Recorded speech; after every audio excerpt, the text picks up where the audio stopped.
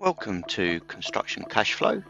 I'm your host, Stu Davidson, and if you haven't already done so, hit the subscribe button so you never miss an episode. I mean, if you look at it fundamentally, if somebody is doing a job, they should not be worrying about whether or not they're going to be paid, and certainly not worrying about when that payment is going to come in. That's a fundamental aspect of any commercial engagement.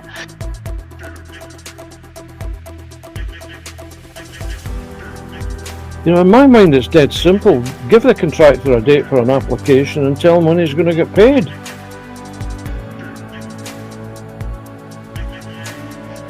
Industry does have this heritage of payment issues. The payments weren't being made in full and they weren't being told why that was happening.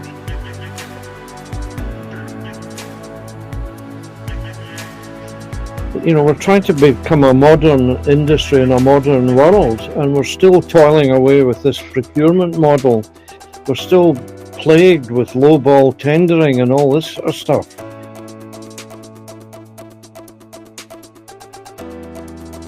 This is why we're here. This is what we are all doing. And the industry is poor at its record keeping. It is still surprising how many contractors will sign something without necessarily fully understanding what that actually means. If you fail to prepare, then prepare to fail, because you will lose this case.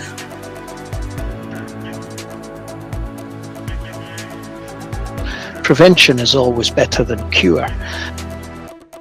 In this show, we ask our guests to tell us their story, tell us a little bit about their background, how they got to where they are today, how they develop their product, their services, their ideas, and we discuss how that can affect construction cash flow and other areas of construction, and also to give us an idea of how we might make things better and give you a few tips and ideas to take away with you. And listen to the end, where you'll find out more about them, more about our guests, about what motivates them, what inspires them, and hopefully that'll inspire you too. And always, don't forget to hit the subscribe button so you don't miss another episode. In this episode, I have the pleasure of introducing you to Len Bunton and David Macdonald. Len is an adjudicator and has his own consultancy in dispute resolution.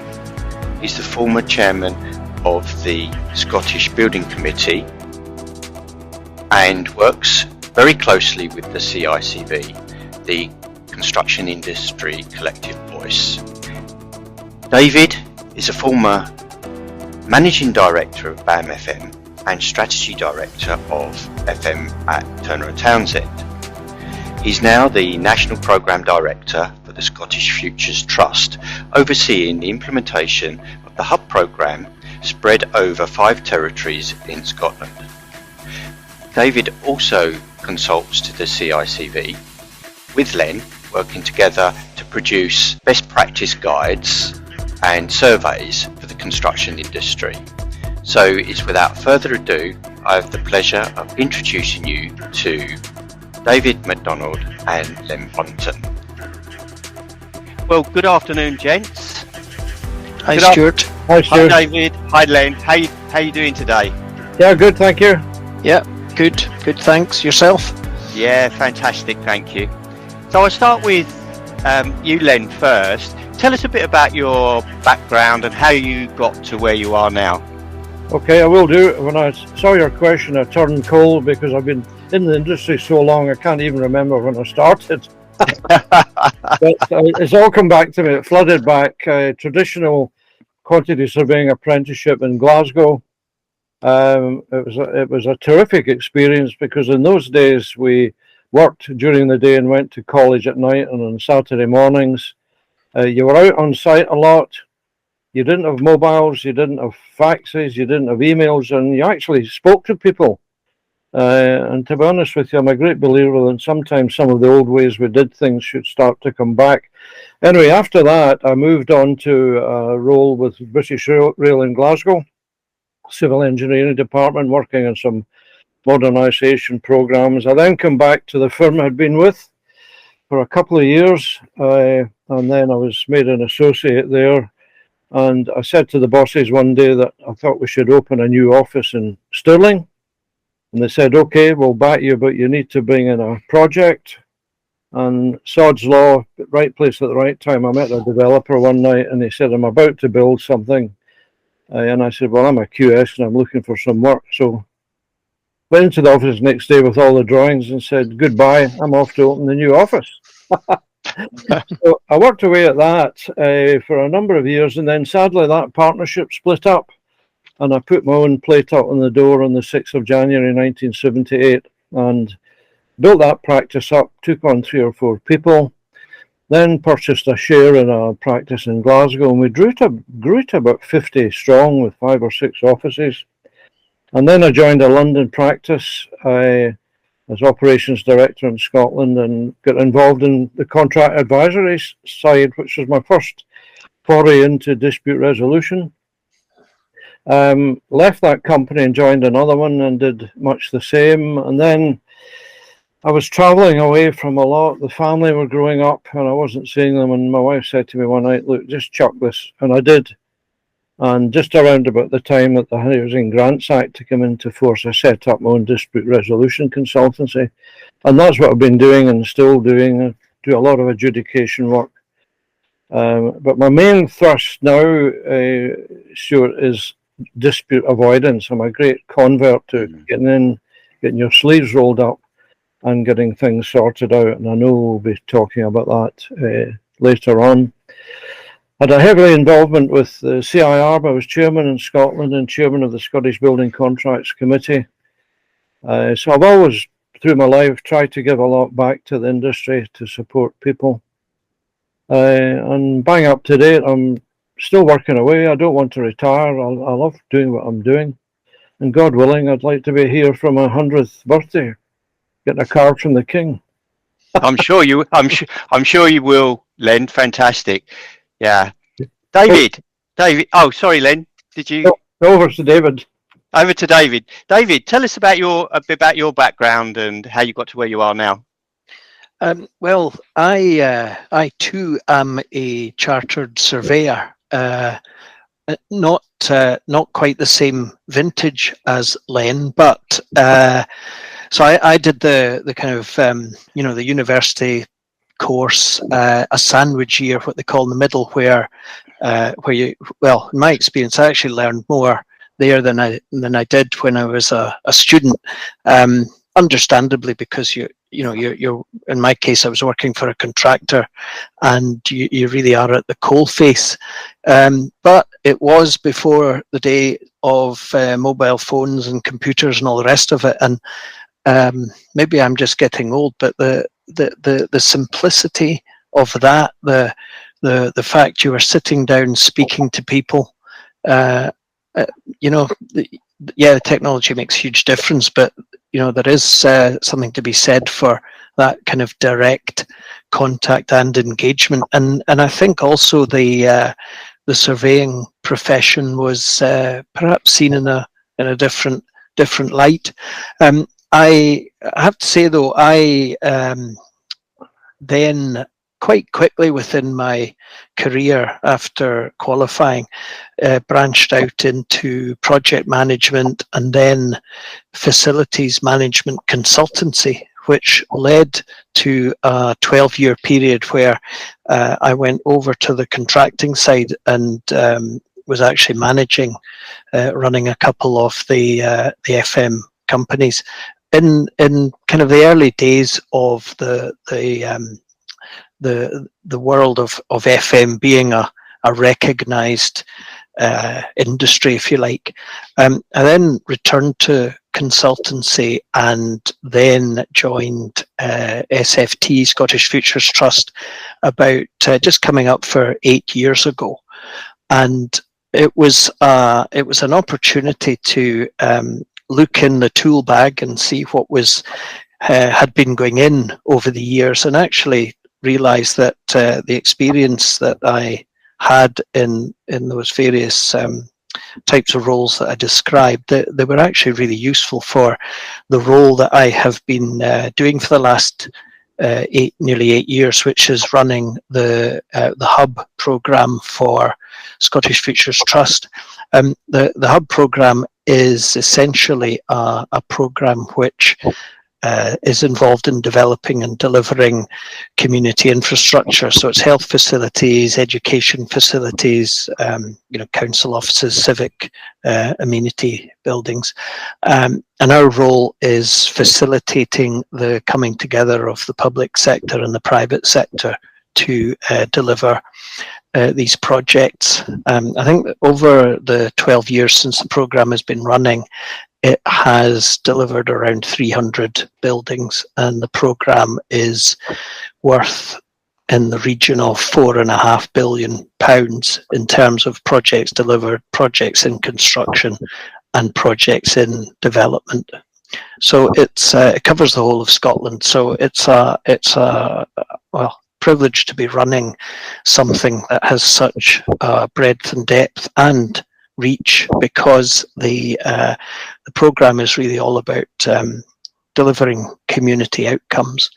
But also the breadth and depth of the programme allows us to introduce new initiatives into the industry that supports our programme, and particularly over the last 3 years since the start of the pandemic, I've had the opportunity to work with Len and others within the industry to look at areas where improvement could be introduced, and indeed other parts of Scottish Futures Trust who have been developing new initiatives. We've been using the Hub programme as a way to roll these out, and I'm sure we'll cover these as we go on. Fantastic. Thank you for that, David. Now, between you, you've got a huge amount of experience, and the approach that you both take, particularly engaging on LinkedIn to promote change, to promote initiatives, and through the work that you're doing. The organisation that you're both involved in, Construction Industry Collective Voice, and the work that they're doing. Some amazing papers and some amazing research that you guys are doing. Particularly drawn to the work and the survey that you've done on construction payments, and I know you've recently got the results out for that, and this being the Construction Cashflow podcast, it's a real interest to me and the listeners, and there's so many different aspects that affect cash flow in construction. So I'd love to start perhaps with you, Len, to give us a bit of background about the Construction Industry Collective Voice. Really just start us out on what your interpretation of the results of the construction payment survey are. Okay. Well, before the pandemic, I had been was a consultant to the Scottish Electrical Contractors Association and the Scottish and Northern Ireland Plumbing Federation. And when the pandemic came about, we had a discussion internally about bringing the industry together to manage their way through this. And within a very short period of time, I think we had initially about 20 organisations joined, all the employment organisations in the industry. And we dealt with the contractual implications of sites shutting, and then later on the restart again, the remobilisation, the health and safety, and all of that, and developed, if anybody looks at the CICV website, the number of fantastic webinars that are on there are absolutely brilliant. So once that we were all over that, the decision was to move away from the original title and call it the Collaborative Voice. So we have all these organisations. We meet every 8 weeks, and we share knowledge and experiences and a lot of activities. David and I are involved in the procurement side and commercial management. People deal with health and safety, employment, just absolutely everything. And I'm sure David will agree with this. It's brought together an enormous number of people, and the talent in this is absolutely amazing. And the great thing about it, Stu, if we go to the chairman and say, we've got an idea to do something, he just says, get on with it. And that's what happened with this survey and the best practice guide. And David's been a very big part of this as involvement in the public sector. So, David, it's been a great success. Yeah, thanks very much, Len. It does go back to what you were saying earlier on, giving something back. And the pandemic threw people together in an unprecedented manner, where we simply had to collaborate, all different people in different roles, different sectors, to basically keep things moving along. And of course, the pandemic, as it was 3 years ago, is essentially behind us. But but where we are now is, if you like, trying to recover from the impact of not just the pandemic, but other global issues. And the solutions are there. The solutions to the challenges are there in front of us if we put our heads together and make time to find them, work together and find what those solutions may be.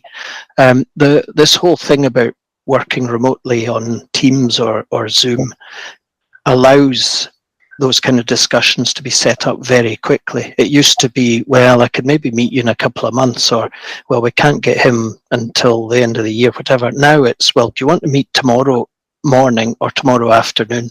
And so many organizations have made good use of that, those facilities. And of course, the expertise that is round those virtual tables is immense.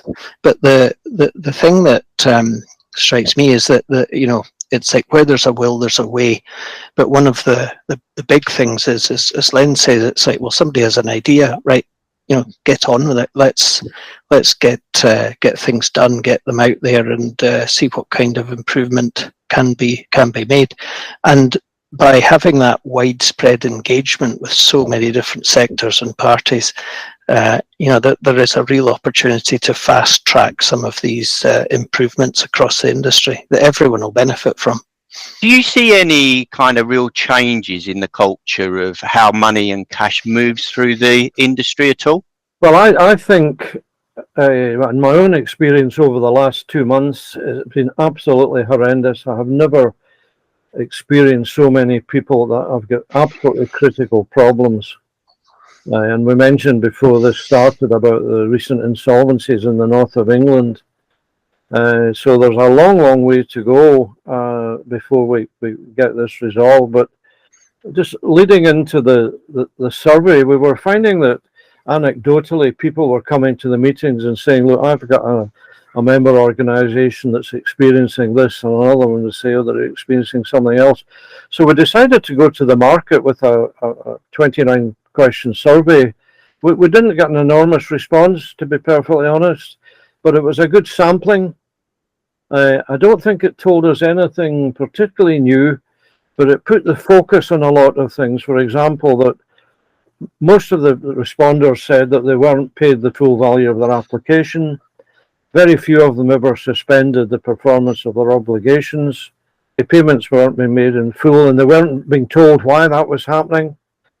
Only 50% of the respondents were aware of the conflict avoidance process. Many hadn't heard of project bank accounts. So that kind of gave us a platform to move on to the next stage, which was the production of the best practice guide. David, do you want to say anything else about the survey?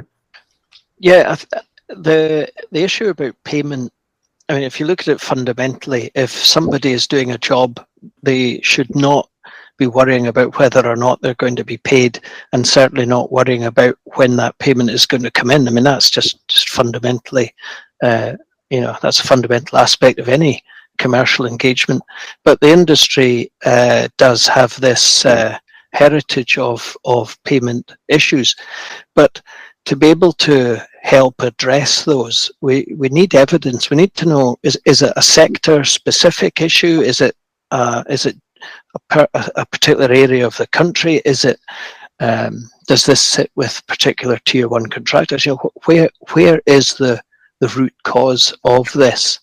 And certainly in the hub program, whenever we look at this, we certainly at the higher levels of the supply chains, we don't have evidence of payment issues, payment problems, but they do exist. But it's getting the evidence, capturing the evidence that points to where that is happening. And of course, as you said, Stuart, the industry is populated by so many small organisations, and within a typical construction contract, there will be so many organisations in the supply chain, both in terms of its breadth, but also its hierarchy. You have tier 1, a tier 2, tier 3, and as soon as you get further and further away from the top level of the supply chain, trying to pin down where the issues may be is extremely difficult.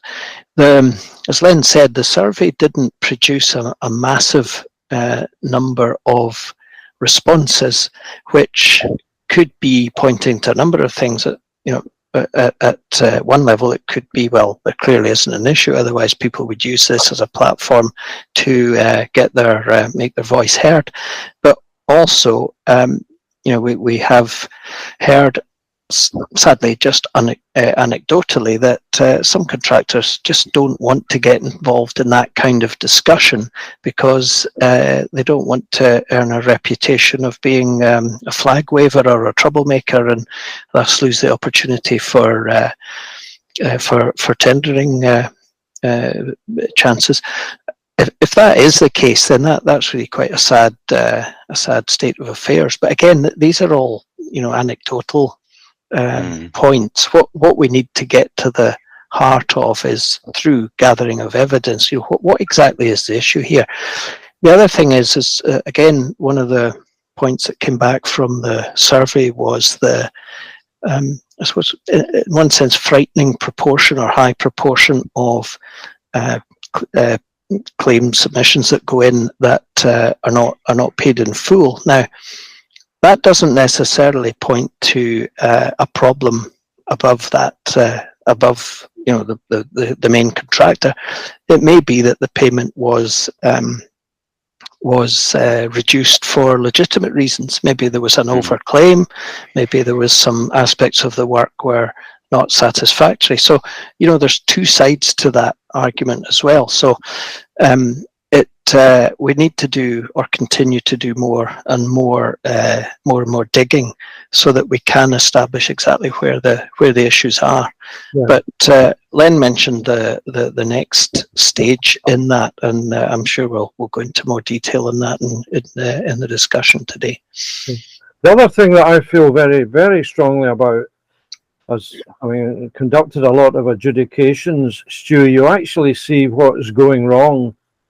And there's no doubt in my mind that a lot of the problems in the construction industry are self-induced because people don't do things properly, they don't do them at the right time, and it's fairly fundamental commercial management. So we set about to list the various items and stepping right through from the tender process through to final account of what you need to do to make sure you do things properly. And we are convinced that if we can get this guide embedded into organizations and taking it on board and educating people, that it will make a significant difference. It won't impact on people that just simply don't pay a subcontractor.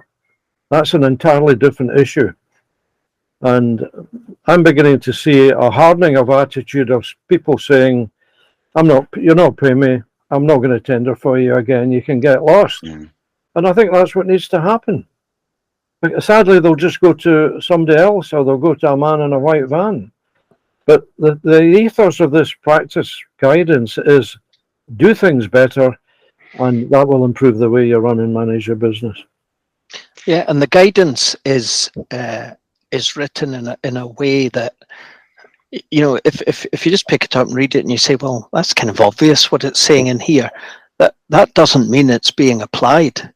And sometimes you do actually have to strip it back to basics and say, well, you really shouldn't be signing anything unless you've read, understood, evaluated, and allowed for every single word in that contract.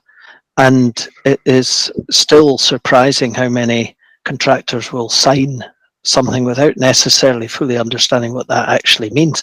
Now, obviously, you have to make commercial judgments as to how you are going to respond to what is there in front of you. But you shouldn't be doing that blindly. There has to be an assessment made of every single aspect, every single element of the contract. So you have at least identified what that means for you as a business. You can then still make a commercial judgment as to whether you're going to trim the price, but only from a position of knowledge. Otherwise, there is, of course, the danger that things will go wrong. And when they do go wrong, in those circumstances, they can go wrong very, very quickly and very seriously, as Len will attest to from the work that you've done, Len, in trying to help people recover from those situations. A lot of the industry is made up of tradesmen that have found themselves in a business, that have stepped up to run a business, and they're employing people around them. And sometimes you find that they don't have the experience. I mentioned, Len, you mentioned about education around what it really means to enter into a contract. Even if it's a kind of a basic fundamental understanding of how they can negotiate a contract, how can they make sure they're putting the right qualifications in and negotiating those out, contract amendments, all of these kind of basic things. I know you mentioned, David, that it seems to be more difficult to engage the kind of lower tiers. So it's okay, they're very, they're very much on board in the higher tiers. But when you get down to the kind of the actual trades and the work sections, it seems to be much harder to engage. Do you think we're making some inroads into that, or how do you feel that we can sort of educate that level of the supply chain and help them to manage their contracts in a way that's going to be give them the best chance of getting paid?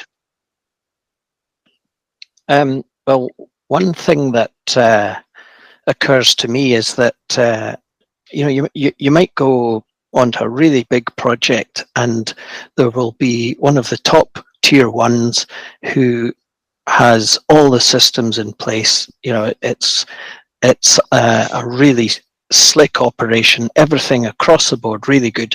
And then there will be the various tiers of the supply chain, and there may indeed be some very, very small organizations because of their specialist nature that are working on this very large project. Now, whoever walks in the gate of the site, before they start anything, they're ushered into an area, and they will receive a health and safety induction, and they will go no further until that happens. Now, why do we do just health and safety?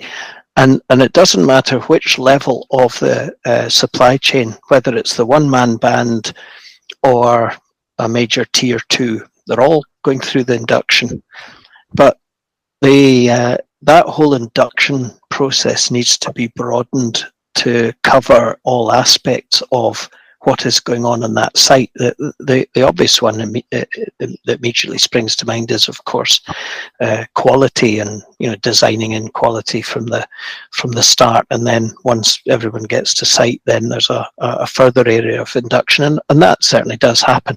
But there are so many other things that could be addressed at that kind of induction level, just before you go through the second gate onto the site, and making sure that everybody is right across all of the say the contractual aspects. The other thing to bear in mind, of course, is the specialist, where it's one man in a van and maybe a few employees.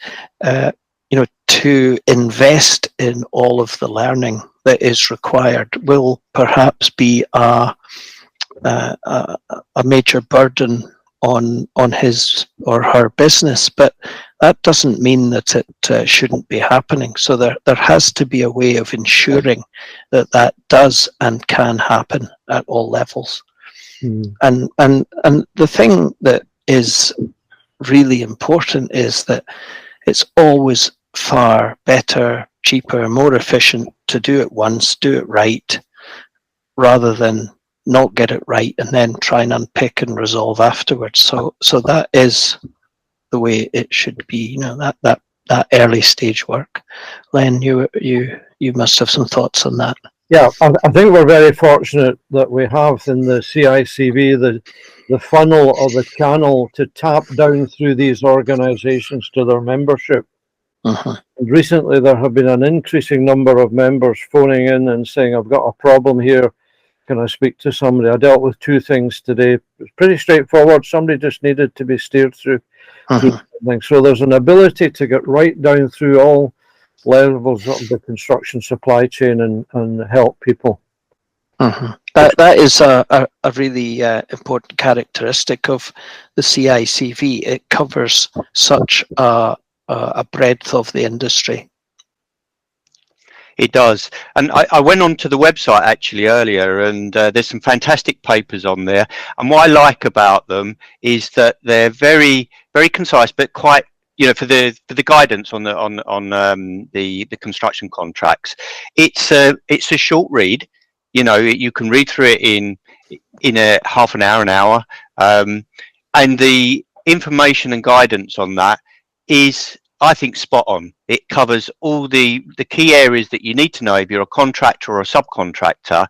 The key areas quite quickly in terms of what you need to be covering. And it was really interesting what you were saying there, David, in terms of inductions. And you go through for induction, and you know, the idea of the health and safety induction, the quality, going through the quality of the work induction. And we quite often wait to the end of a project, or when something goes wrong, we bring in a third-party mediator or alternative dispute resolution. But going back to what you were saying, Len, it would be, do you think there's a space for actually having that support at the beginning of the project, where, you know, David was talking about at the induction phase? Yes, to go through the contractual side. Yeah. Well, I think if people buy into this guide and start to implement these changes in their business, and you've read it yourself, some of the recommendations are very straightforward and simple. They just need to put them in place.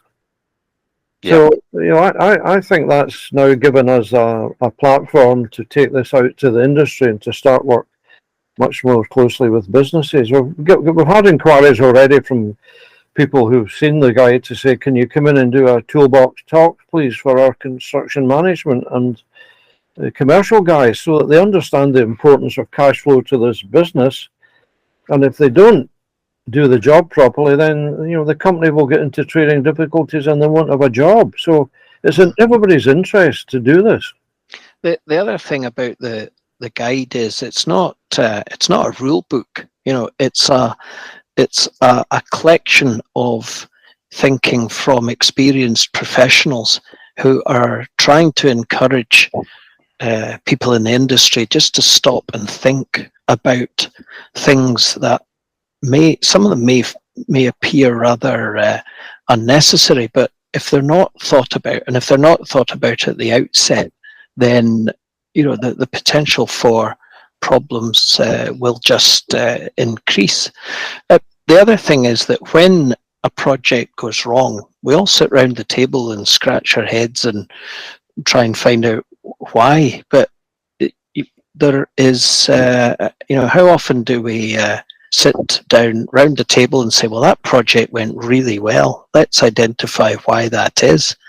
You know, there are some projects where they go so well, nobody even remembers them. But they're the ones that are really important. Say, well, why did that work so well? And find that out and share those lessons. That is a big part of our work in SFT and in the Hub program is capturing the learning and sharing it, and hopefully it will either prevent something happening in future projects, but more importantly is sharing and embedding best practice. You know, that is so important if we're going to see the kind of improvements that we know are possible. Mm-hmm.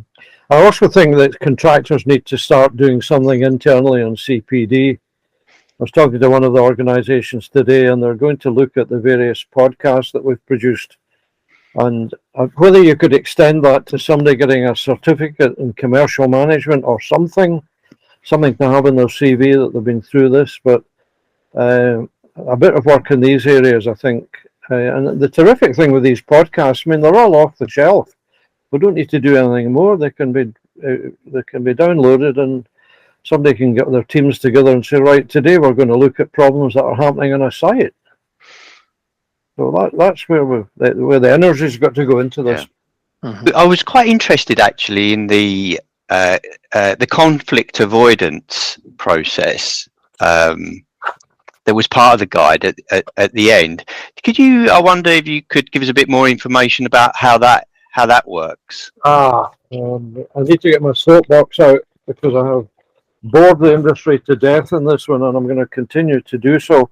The conflict avoidance process, Stuart, was developed by the RICS a number of years ago, who engaged with Transport for London, who wanted to find some sort of mechanism to reduce the effect of contractual claims and cost overruns, etc. So they brought this process into place. It's early intervention, so you cut off issues and get them resolved before they escalate into disputes.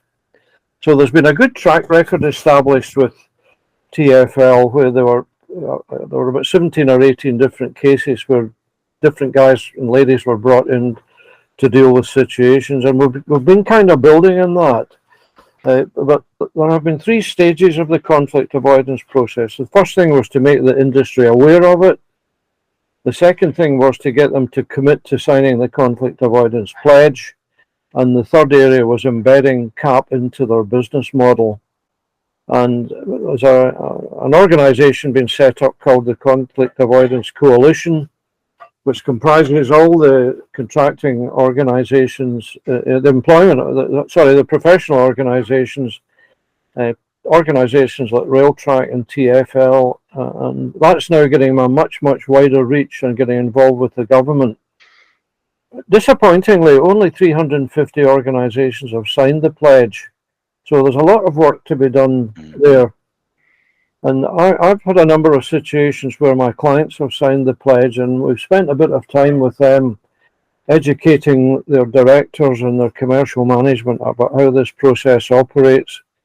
And in one case, we brought this contractor supply chain into the room and said, look, from now on, the business is going to be using CAP. We want you to sign the pledge. And if there are issues arising on a site, we don't want a barrage of emails. We want to sit down with you. If we can't resolve it between us, we'll go to the RICF and get an experienced person to come in. That person can come in and make a series of binding or non-binding recommendations. And from the TfL experience, it seems to be that the majority of these recommendations have been accepted. But the key thing, hit the nail on the head, get it out of the way, and get on with building the project and preserve relationships. Surely everybody in the industry sees that as a very positive way forward. So hopefully your listeners on this will see the benefits of this process and start to inject it into their day-to-day operations. David's organisation has committed to the pledge, which has been fantastic. As I say, we're talking to NHS in Scotland about to put some frameworks out to tender with the conflict avoidance pledge embedded into it. So it's slowly getting traction with private and public sector clients, because I think they have to be the drivers of this process. We have within the hub program, there are 5 hub companies there, the ones that employ the contractors to do the design and construction of the projects, and all 5 have signed the pledge.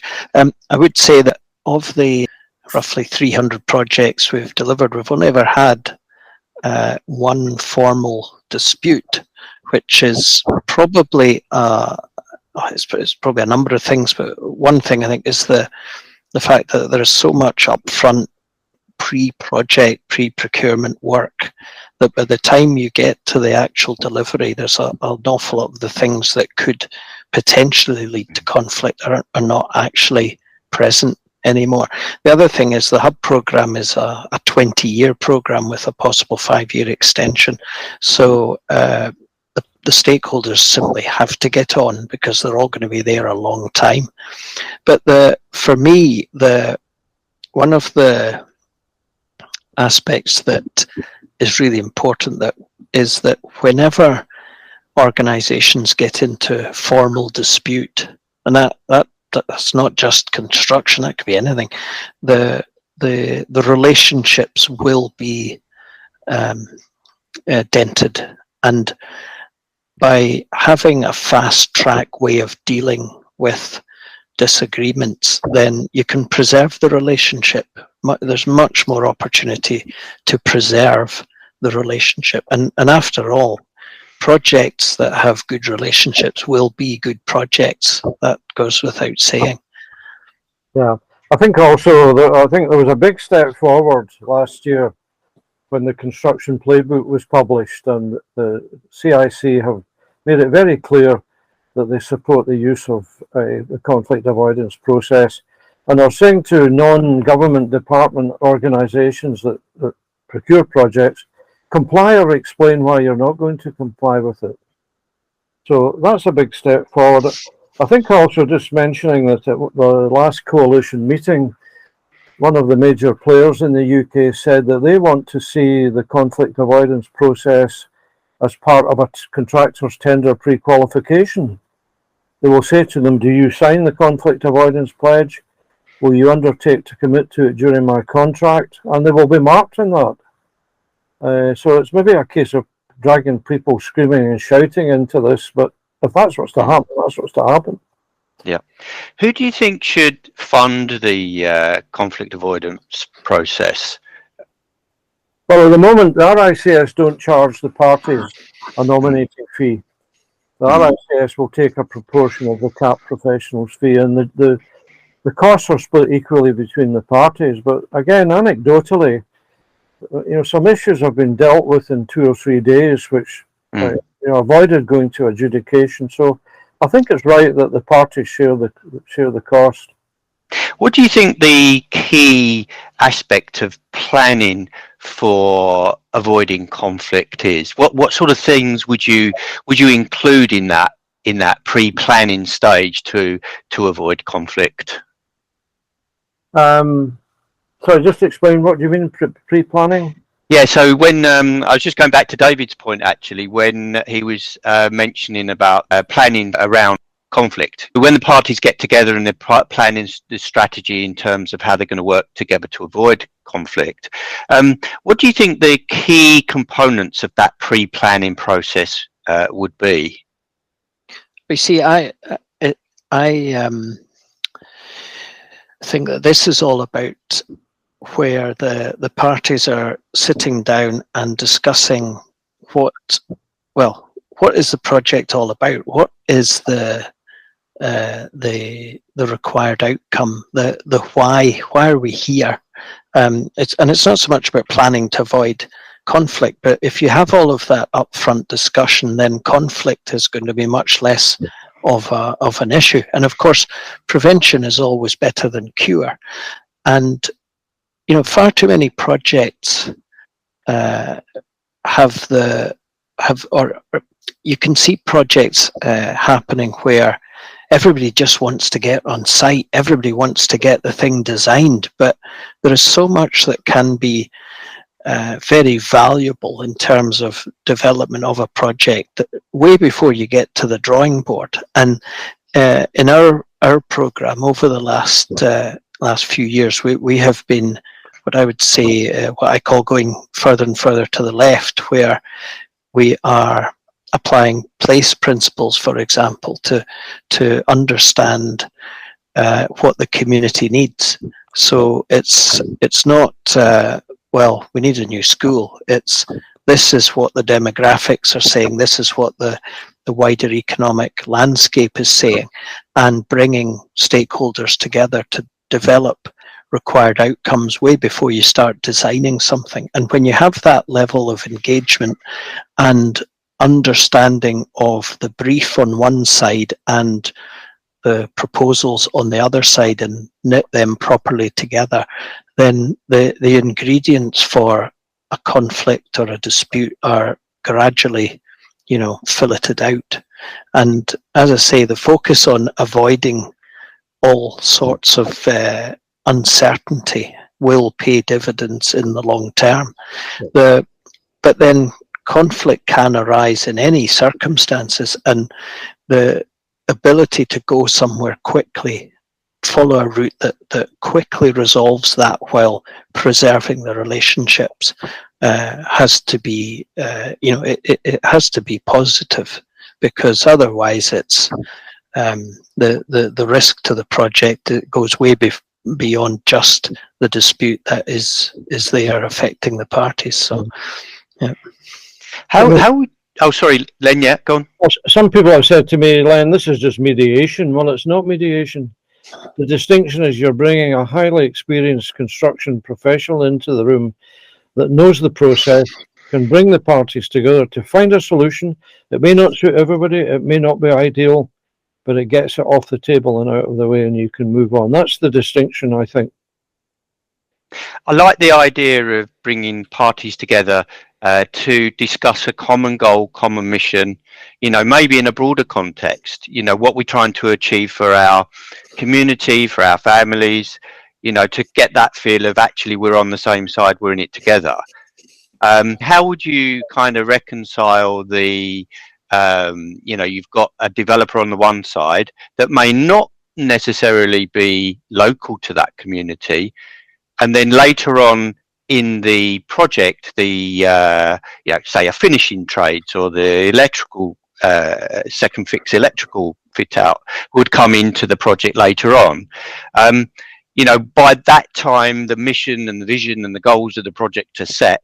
How do you then kind of align the mission, the goals of both parties, where on the one side you've got one party that's been part of the project for a long time and have got their investment goals, and then you've got the local carpentry firm or the electrical firm that are coming in later on with maybe slightly different goals? How do you then at that point, when you get to that pre-planning between those two parties, how do you align those goals?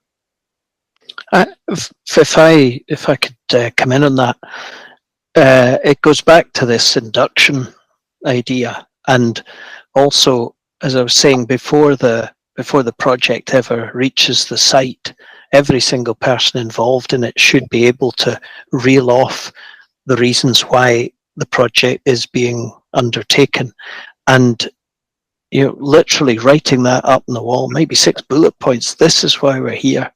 This is what we are all doing. And it doesn't matter whether it's the in our case, the hubco or the developer or the main contractor, or it's the person just coming to clean the project at their end before handover. It doesn't take long to engage with all of the stakeholders, supply chain, whatever, and share through a proper communication or induction, whatever, what those required outcomes are, what the vision, if you like, for the project is. And if everybody is approaching the project with that shared understanding, then the actual engagement and personal investment in the project is way more than just somebody turning up and says, "Oh, I'm here to take the plasterboard junctions." Really? Yeah, that's the task. That's not why you're there, though. I love the idea of the personal engagement, making each individual person on the project feel engaged, feel that they've got something to contribute, rather than just part of I'm just here to take this partition down, or I really like that principle. We've all heard the story about the American president going to Cape Canaveral, and there's a guy sweeping the floor, and he says, "So what's your job?" He says, "Well, I'm here to help get a man on the moon." Now, who knows if that happened, but it is exactly the kind of engagement in a project you want from every single person who is involved, whoever they are. Yeah, absolutely. Len, was you going to come in on that point? Yeah, I'm going to make myself unpopular here, but I'm not too worried about that. I'm beginning to get to a stage that I've no longer got confidence in the main contractor model of procurement. because you've got a level of the employer and the contractor engaged and potentially arguing, and then the contractor's got a pile of subcontractors underneath them saying, well, I can't pay you this because the PQS hasn't valued it. So I'm losing faith in that process. To my mind, construction management has to be a way forward to be looked at, where you have professional contracting people building the job with no vested interest in the financial aspects of it. And each package contractor is engaged by the employer. Now, interestingly enough, there's a project on the go in Scotland at the moment where a very educated businessman is building a facility, and he and I have spoken about this for years, and that's the model he's adopted. And that the job is going like a dream. Everybody's getting paid on time. He goes round the site every week and snags the job with the architect. The subbies are getting paid within 4 or 5 days. Performance is brilliant. So, I mean, the risk of more main contractors going bust and leaving a trail of debt behind them is a real possibility over the next couple of years. Yeah, no, there is a move to construction management, and you speak to the larger contractors, there's pros and cons depending on what their business strategy is. Some will say that they like to, because of their lending and their investment profiles, they like to have the high revenue turnover, you know, and they like to keep their supply chain close to their chests. On traditional contracting, you know, I might be responsible for the budget, but once that contractor's appointed from a traditional perspective, I kind of lose control of the budget within the supply chain, because it then becomes the ownership of the contractor.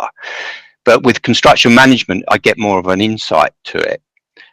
One of the things I've been kind of looking at recently is that you have one project sponsor that's responsible for shifting the cash flow throughout the whole of the project, ensuring that the cash stays within the project, because of course, you know, there's a lot of robbing Peter to pay Paul. There's cash farming, money goes out of the project, comes back into the project, but to make sure that the cash flows, and maybe from a project bank account, because I know you guys have looked at that. So the main contractors and the supply chain issue a digital payment promise down the line, or a promise to pay.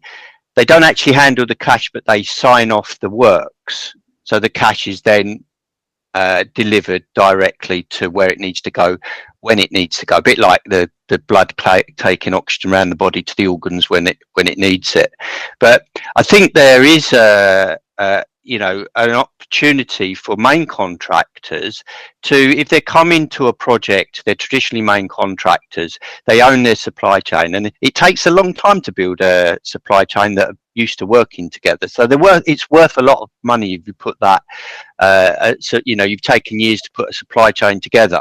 But I suppose there's no reason in the construction management process where you can't pay the main contractor something to bring his supply chain. What's your thoughts on that, Len?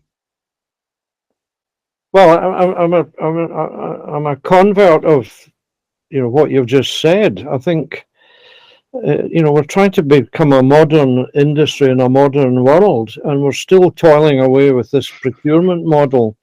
We're still plagued with lowball tendering and all this sort of stuff. As David said, client says, I'm going to sign your contract tomorrow, I want you on site on Monday, and there's no pre-engagement. So I think we have to be much more professional in our approach to the contracting process. I've been following David Mosey's articles about alliancing, and that seems to be very positive. Also integrated project insurances. So we need to be looking at these sort of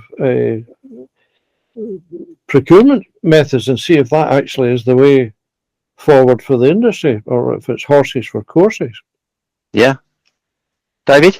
I was just going to say that when, you know, every so often this springs to mind, that if we didn't have a construction industry and we were starting with a blank sheet of paper, what would it actually look like And I'm pretty sure it would be very different to what it actually looks like. But it is a huge industry with so many components. And as you said right at the beginning, Stuart, so many small companies. There is just such a range of components, and trying to change them for the better is not something we can't just tear it all up and just start again. But we do have to, as Len says, we have to look at all options. We have to look at all different ways. But from some very specific points, for example, fair payment, making sure people get paid for what they've done, when they should be paid, things like that. Fundamental aspects of quality. Safety goes without saying. We've seen some amazing improvements in construction safety over the last, say, 20, 30 years. We need to just continue to be bold and trying to make these changes as we go. Yeah, absolutely agreed. Len? Yeah, it's true. I wonder if I can mention a couple of the headings in the best practice guidance. Yep. The old expression, records, that is still an enormous problem in the industry. And what we've tried to set out is some of the actions that contractors need to take from start to finish on a job. And again, it's a case of being well organised and well managed and getting everybody to buy into the practice. And I mean, I say to a lot of people that call me in to help them, if you fail to prepare, then prepare to fail, because you will lose this case.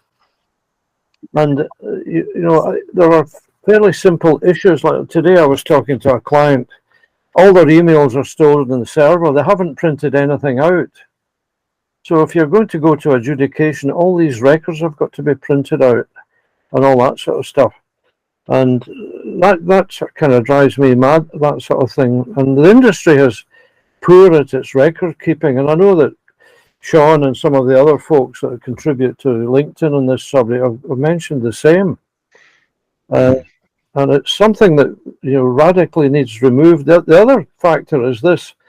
In the last 6 months, I've had a couple of adjudications that went back to contracts that were completed in 2018. And the responding party didn't have any records. They had ditched them all. And this adjudication just came right out of the blue. And they had a heck of a job assembling information. The people that had been on the job had disappeared. Eventually, they got some information together. So there's an issue now that you need to maintain and archive these records for quite a while. So we will be looking further at this whole aspect of record keeping. I know there's some pieces of kit and apps and stuff like that you can get. In fact, your last person, Peter, that was on, he's got an absolutely brilliant system. PVA. He gives a demonstration of it. It's absolutely magic, dead easy. Yeah, amazing. And Peter would always say records. And like yourselves, it's so important, isn't it? If you've got the right records, and I know you refer to it in the guide, if a subcontractor's got the right records, then he is able to challenge a reduction in payment. He is able to challenge things. But if he's not keeping the records, then he's not really, he's up against it, isn't he? Yeah. I think another factor in the guide is a very simple process that we have encouraged, and some contractors use it, as the use of a payment schedule. That sets out exactly when people have to make their applications and when the final date for payment is, and that becomes the mantra for everything. And it's a lot easier to set the payment dates out in a schedule than unfankle the payment provisions in a contract. And again, I'm convinced if the industry moves on to that the issues that come in front of an adjudicator, they missed the final date for payment, they didn't do this, they didn't do that, and of course when the lawyers pile in, they make an absolute meal of it. It's an absolute nonsense. The people that drafted that Housing Grants Act with all this stuff about due dates, appeared in LinkedIn recently, it's just an utter nonsense. In my mind, it's dead simple. Give the contractor a date for an application and tell him when he's going to get paid. Exactly. And all the gubbins in between is forget it. Yeah, because you're constantly working at, is it 2 days before, you've got all this kind of grey area. And I always say that contracts are written by lawyers for lawyers, because that's where they earn their money, in the grey areas, don't they? But that's where we all end up in dispute. Yeah. Anyway. Fantastic. So guys, I'm conscious of the time getting on, and amazing contribution, some absolute gold nuggets in there, great guidance. What is the best contact then for people watching the podcast and they want to learn a bit more about the work that you guys have been involved in? Where should they go? Well, I think first of all they should go, if it's in Scotland, they should go to their trade organisation and ask for assistance, or simply log into the CICV forum website, and you can access all sorts of information in there with the work that we've done. It's all been done during the pandemic. We're just now moving forward, so they can get information there. There's plenty of people around. You see, there's some absolutely brilliant folk on LinkedIn who are all supporting and coming up with these same ideas. But most of the trade organisations have a legal advisor or a commercial advisor that can point them in the right direction to give them quick advice. I think that a really important message is that if a contractor feels they need help, then to go and find it, not to try and muddle on in the dark, because this is a huge industry, and they are probably not facing something that has not been faced by some other organisation. And the thing is to just reach out. There's loads of opportunities to receive the assistance, and just sometimes it could be very simple, or it may be complex, but the help will be there. And the important thing is to seek that help and guidance. Yeah, I think that's a fair point, but I think there's another situation here. I honestly think that a number of commercial managers, or QSs as we used to call them, contractors organisations, they really need to up their game. I mean, somebody phoned me the other day and said, what does this clause 25 mean in the contract? I said, well, you read it and you tell me. You should be absolutely red hot on the conditions of contract. You shouldn't need to be going to a lawyer to get an interpretation of something that is relatively straightforward. Yeah, so absolutely. I think a lot of work is done internally in organisations to sharpen up the guys that are running contracts. Yeah, absolutely. And I think one of the things that should happen in an induction, we were talking about induction pre-start meetings, is to go through the contract and to look at each clause, and under each clause talk together about the who, what, why, where and how of that particular contract, so both parties are aware of the clauses, and together, putting aside any legal interpretation of it, what does it mean to us, so that at least we're aware of we've been through it together. We're aware of, and we've actually been able to highlight any areas we're not sure about, any grey areas, because obviously disputes often come up, as you say, in lack of communication. Maybe we're assuming what the other party, we're assuming how the other party interprets the particular contract. They may not have even read it, So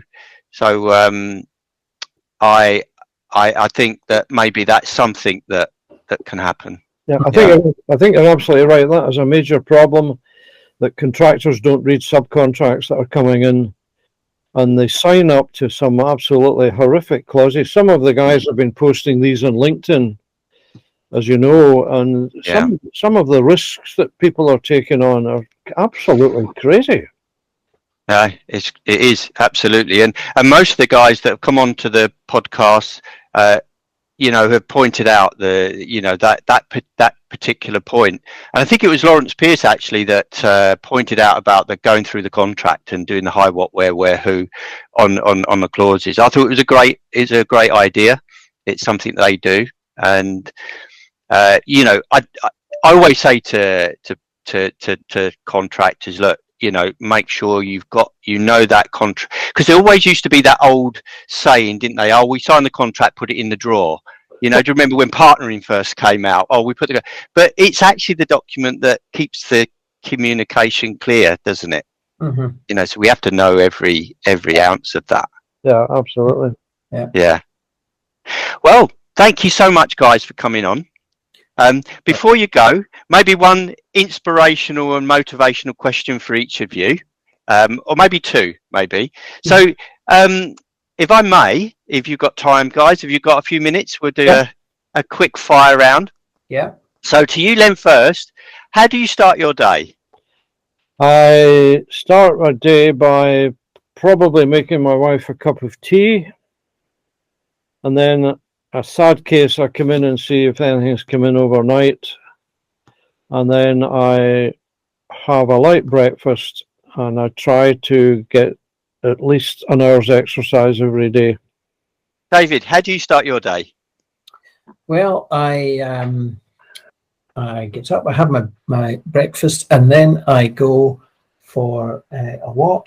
We're very lucky where we live. We are very close to being able to spend time in nature. So I go and see all the wildlife. I listen to audiobooks as I go on my walk. So by the time I'm back to the desk, it's starting to get daylight, and I get on with the day. But that's something I've done literally every day since lockdown began all those years ago, and it's a great way to set you up for the day.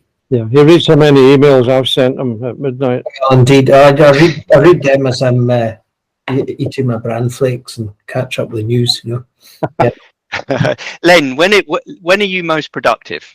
All the time. I'm safe. I think I am. I just keep going till I crash into my bed. David, when are you most productive? Well, I think the way that we work now, where we're always available, I'm not sure that's a good thing, but it is useful when you get an idea and you don't want to forget it. So you might just jot down a few things, or even dictate it. You know, the technology we have, you can just dictate things as you go. So I think I'm probably, well, I don't know, actually. I've never really thought about that. I am a morning person, but I'm also a late bird as well. So I think I'm pretty much productive whenever I need to be. I think that's probably the fairest answer. So Len, tell us what inspires and motivates you. What inspires and motivates me? Helping people out, helping and being available to people, particularly at the moment where there's significant mental health issues. Somebody said to me recently, when I go out of the office at 5:30, I don't forget that I'm got to get £75,000 in Tuesday to pay my wages bill. You don't switch off. So being able to support them, talk to them, help them, that's to me is tremendously important. And I'm also inspired. I've got a wonderful wife. She's been an absolute cornerstone of my life and supports everything I've done and encourages me. And she's booking cruises, so I've got to keep working till I'm 100. Amazing. Thank you, Len. And David, what inspires and motivates you? Well, similarly, I've got a wonderful, supportive wife who inspires me. And in terms of the job, I mean, I am in a very privileged position to be working with a very wide range of the public sector, a lot of the public sector. And our programme covers the mainland of Scotland and the islands. And the inspiration, I suppose, the motivation comes when, for example, a new school opens and the kids are rushing in, the teachers are coming in, they're saying, wow, is this all for us? We say, absolutely. In fact, my wife Sharon and I went up to Shetland a few years back to see the Anderson High School, which was which had been handed over through our programme. And they had waited for 30 years for this new school, and seeing the excitement all the way from the head teacher down to the kids who were just starting high school, so excited about what this was going to mean for them. And I'll tell you what, that's wonderful. You can't buy that. That's just amazing to think that we as a team have been able to help make that happen. And also, I always believe if you can do something, you should be doing something. And as I said at the beginning, putting lots of tools in the bag, it's time to take them out and use them. And it is all about making a difference in communities, and that is really motivational, having the opportunity to be able to play a part in that. It's great. Absolutely amazing. Len, did you want to come in there? Yeah, I was going to ask what inspires you. Me? What inspires me? I love to, again, similar to you, I love to help people. I love to see people pick themselves up, dust themselves off, and people that maybe have gone through a difficult time to get back on their feet, to get their courage back, to get their confidence back, because we can all, we all go through hardships and hard times, and sometimes we don't like to talk about it.